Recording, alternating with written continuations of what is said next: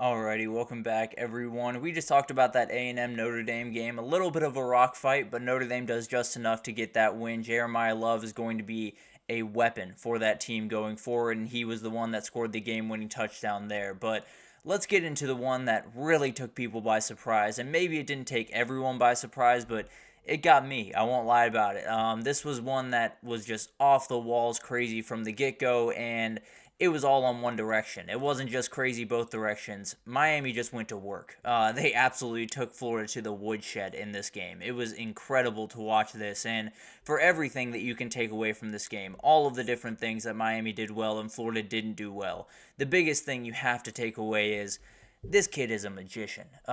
Cam Ward did stuff on that football field that was outright insane. And it's not only the play on the field because he did plenty of things that were stupid. There was the one play, the touchdown throw to Jacoby George late in that game. I don't know how many people release that pass. I know even less that make that throw in there. It was absolutely ridiculous what he was doing out there on that football field. And more than anything, it was in front of 100,000 people. He was as calm as can be. There was never a moment where it looked like he was flustered. It was never a moment where he looked like he was over his skis or confused or anything. He was just rolling from start to finish. He went to work on this Florida defense, and it was incredible to watch. Overall, one of the other takeaways is this Miami team looks the part. They finally look like the team that Mario Cristobal had dreamed up in his mind when he took over this job. They are dominant on the offensive and defensive line, and frankly, I didn't think they were going to be that dominant, but man, were they. They were really good. They have incredible wide receivers. They have so much talent on this team, and it finally looks like the team that Mario Cristobal wanted to have a couple of years ago. So incredible performance from this team, and it feels like the stars are starting to align for this Miami team just a little bit. On the other side, Florida has issues. There's no two ways about it. And frankly, it would be one thing if the issues were a little bit new to this season, just figuring out some of the new personnel.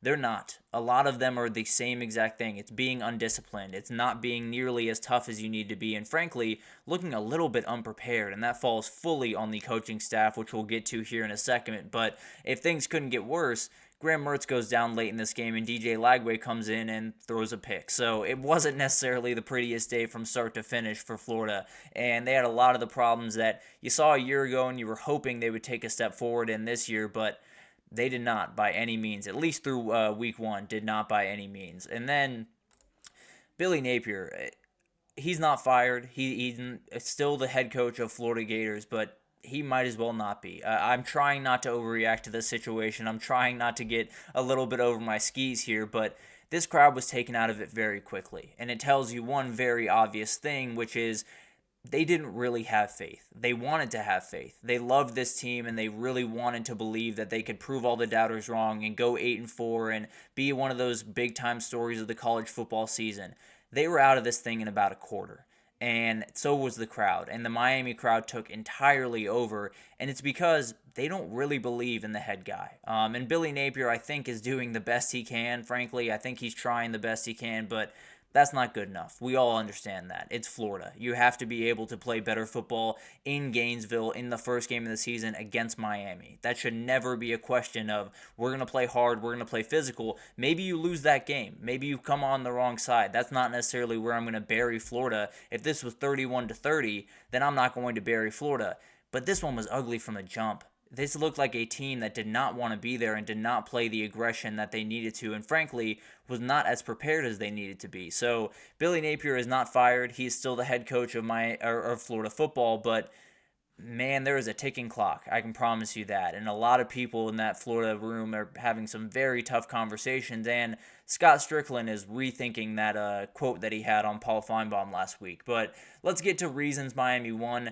Cam Ward is the number one reason. This kid is magic. 26 for 35, 385 yards, 3 touchdowns, 1 pick that was a little bit him getting a little bit too big for his britches on that throw. Threw a little bit across the body, missed a guy, and threw a pick. But at the end of the day, did everything that you wanted them to do. And more than that, more than, the stats and the throws and all of the tangible stuff, this guy has brought out a part in this team that has not been there for a very long time. I'm 23 years old. I missed a lot of what Miami was, early on in the 2000s. I missed a lot of what that Miami was.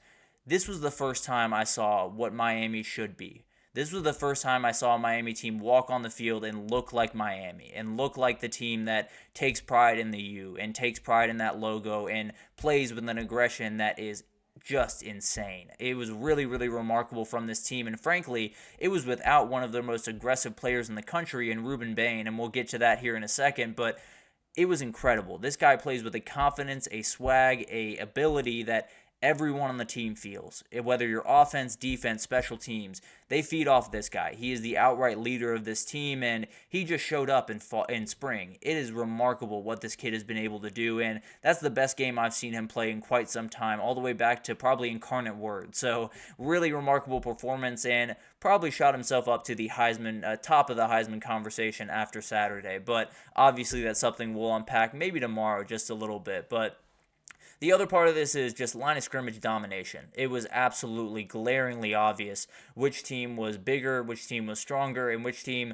wanted it more in a lot of different ways. Florida had only 1 sack and 2 tackles for loss. On the other side, Miami had 3 sacks and 8 tackles for loss. That is a huge, huge difference. And Graham Mertz, if you know anything about him as a quarterback, if you're not going to protect him, he's not going to be successful. Plain and simple. He doesn't have the athletic ability to get out of those bad situations. So if those tackles are going to play at that level the entire season, he's going to get dominated. And frankly, I would be surprised if he didn't get injured again throughout this season, because there were too many hits on that guy throughout this game. So that's something they're very much going to have to figure out. And Florida just lacked a lot of physicality at the point of attack. And it's not because of the bodies that they have out there, because you look at the measurables, they're downright ridiculous. This team is big. This team is strong. This team has everything at their disposal to be a big, strong, physical team, and they're just not.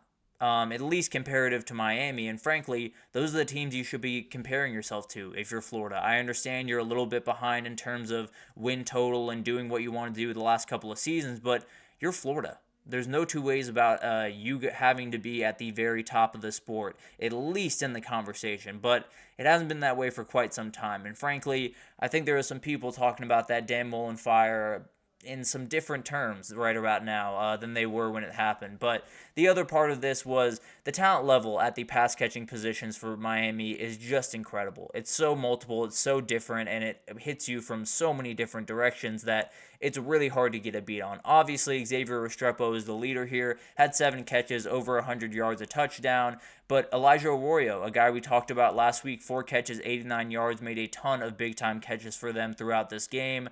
Isaiah Horton made a ton of catches, 4 catches, 70 yards. So it's a really, really potent attack. It's one of those that the ball's going to go to Xavier Restrepo a lot of the time. He's going to be the guy that gets the vast majority of the targets. He's going to be where the ball is funneled a lot. But they have so many other guys that are going to be able to hurt you that you can take away Restrepo all you want. Then it's going to be Jacoby George, and it's going to be Elijah Arroyo. It's going to be Isaiah Horton. It's going to be Sam Brown. It's going to be all of these other guys. So it's going to be a little bit of a nightmare for people to figure out where the ball's going, and then more importantly than that, stop the guy that has the ball, because there are a lot of dynamic guys with the ball in their hand for Miami. So that was a huge discrepancy in this game. Is Miami had the dudes catching the balls and Florida just outright didn't. So this is just incredible performance from Miami, and it goes to show you what a portal class can do for a team.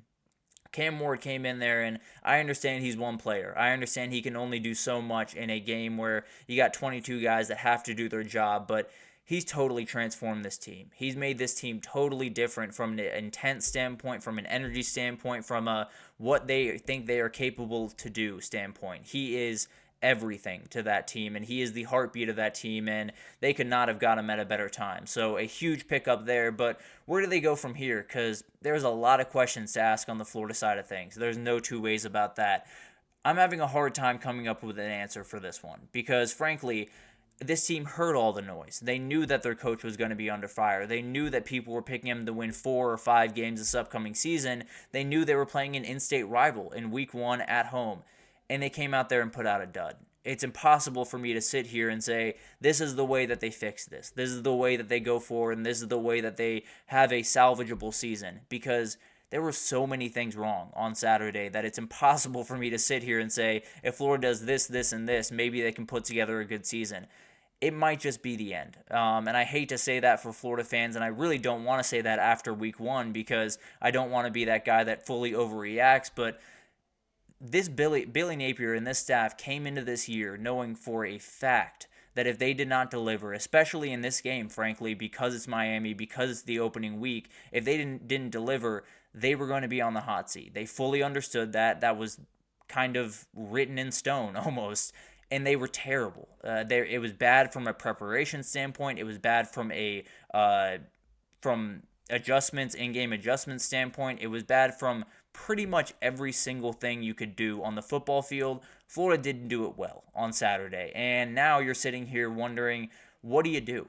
What is the way forward? Obviously, Montrell Johnson was awesome, and that's Montrell Johnson. He's going to be awesome, but you need more. You need more from this team, and frankly, the way I'm looking at it right now, if they fall to A&M in 2 weeks, if they lose that game at home, I would not be surprised at all if it was a new head coach, if it was a new quarterback in DJ Lagway, and they just saw where the chips fall the rest of the season. It's gonna be ugly.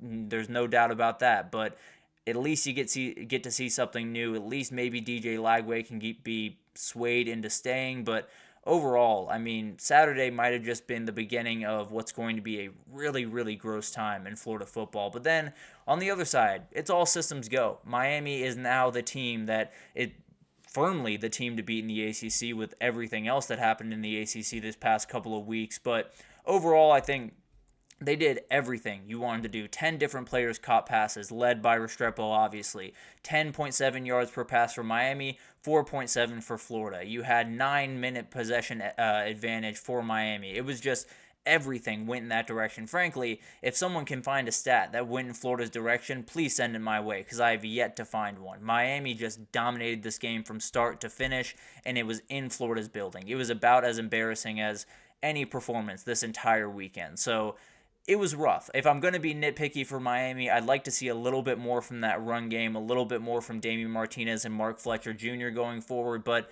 they didn't need it on Saturday, so you might as well not use it. So it's going to be awesome to watch this team develop over the next little bit. They have Florida A&M, they have Ball State, and then they do have a big challenge against South Florida going to South Florida. So we'll see what this team's about throughout the season. Obviously, they're not near the finish line and still have so much work to do, but man, if you were a Miami fan and you had a checklist of 10, 20 things that you wanted Miami to do on Saturday, they checked off pretty much all of them. It was really, really remarkable to watch this team go to work, and they put themselves right in the driver's seat of the ACC, put themselves in the driver's seat for a possible college football playoff run, and then on the other side, Florida put themselves in a position where a coaching change could very well come pretty soon. And I don't know how soon. I think if they lose that A&M game, I might just be on watch for that headline to come through. But we'll obviously unpack that when it does happen, or if it does happen. I don't want to bury him yet, but if it does happen, we will obviously unpack all of that. But definitely going to be an incredible, incredible couple of weeks and incredible year for Miami. It feels like with a couple of wins we got yesterday with Notre Dame, USC, and Miami, just a little bit of a throwback in college football, going back to about the 80s through the 2000s. Those are the teams, and now they're back up at the top. So it'll be interesting to see how they develop throughout the season, but huge wins for all of those teams in week one. But let's take our third break here, and when we come back, we're going to kind of combine Penn State and Georgia into one segment, dominating wins over Clemson and West Virginia respectively, and man, it's going to be really, really fun to break these ones down because it was domination. There were a lot of really fun things to take away for the winning teams in this one. So we'll break it down right after this, so stick with us.